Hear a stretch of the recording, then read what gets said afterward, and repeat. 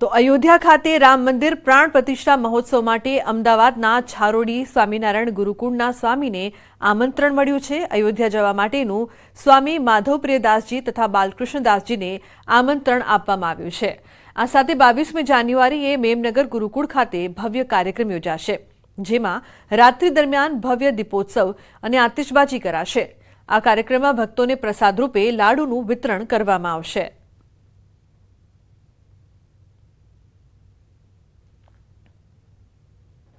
અયોધ્યા ખાતે 22મી જાન્યુઆરીએ ભગવાન શ્રી રામલલાની જે મૂર્તિ છે તેની પ્રતિષ્ઠા કરાશે। દેશના પ્રધાનમંત્રી નરેન્દ્ર મોદી સહિત તમામ મહાનુભાવો ઉપસ્થિત રહેવાના છે। ત્યારે સમગ્ર ભારત વર્ષ અને સમગ્ર વિશ્વમાંથી અનેક સાધુ સમાજના સંતો પણ તે કાર્યક્રમમાં ઉપસ્થિત રહેવાના। ત્યારે અમદાવાદના જે છારોડી અને મેમનગર ગુરુકુળ છે તેના સ્વામીને પણ ખાસ આમંત્રણ અપાયું છે। બાલકૃષ્ણ સ્વામી જોડાયા છે મારી સાથે જ માધવપ્રિય સ્વામીને પણ આ આમંત્રણ મળ્યું છે આ કાર્યક્રમમાં ઉપસ્થિત રહેવા માટે। બાલકૃષ્ણ સ્વામીજી, ખાસ કરીને એક અલૌકિક કાર્યક્રમ થવાનો છે, ઇતિહાસમાં કદાચ ઐતિહાસિક ઘટના હશે, એ રામલલાનું મંદિર નિર્માણ થઈ રહ્યું છે। આમંત્રણ આપને મળ્યું છે આપના પરિવાર તરફથી, જે કહી શકાય સ્વામિનારાયણ સંપ્રદાય તરફથી ગુજરાતમાંથી પ્રથમ વખત।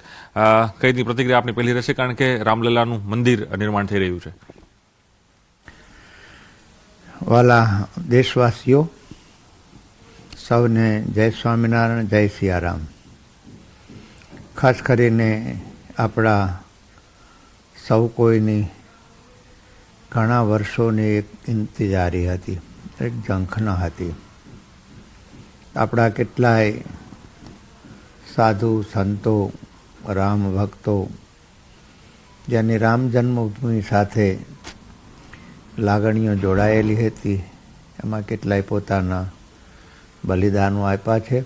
આપણે આ પળ અને આ સમયની રાહ જોઈ અને આપણે એ પળનો અમૂલ્ય લાભ લઈ એવી દરેક દેશવાસીઓને મારી ખાસ નમ્ર ભલામણ છે અને અપીલ છે। અસ્તુ, જય સ્વામિનારાયણ, જય સિયારામ। તો લાગે છે કે આ દેશના સદભાગ્ય છે।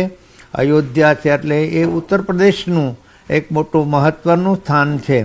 એટલે આ દેશને મોદી અને યોગી આ બંને જે મળ્યા છે એ દેશના બહુ મોટા સદભાગ્ય છે। આ પ્રસંગે સમગ્ર વિશ્વમાંથી રામ ભક્તો આ દિવ્ય પ્રસંગનો લાભ લેવા માટે બધા આવશે। તો બુલેટિનમાં હાલ રોકાઈશું એક બ્રેક માટે। આપ જોતા રહો ન્યૂઝ 18 ગુજરાતી।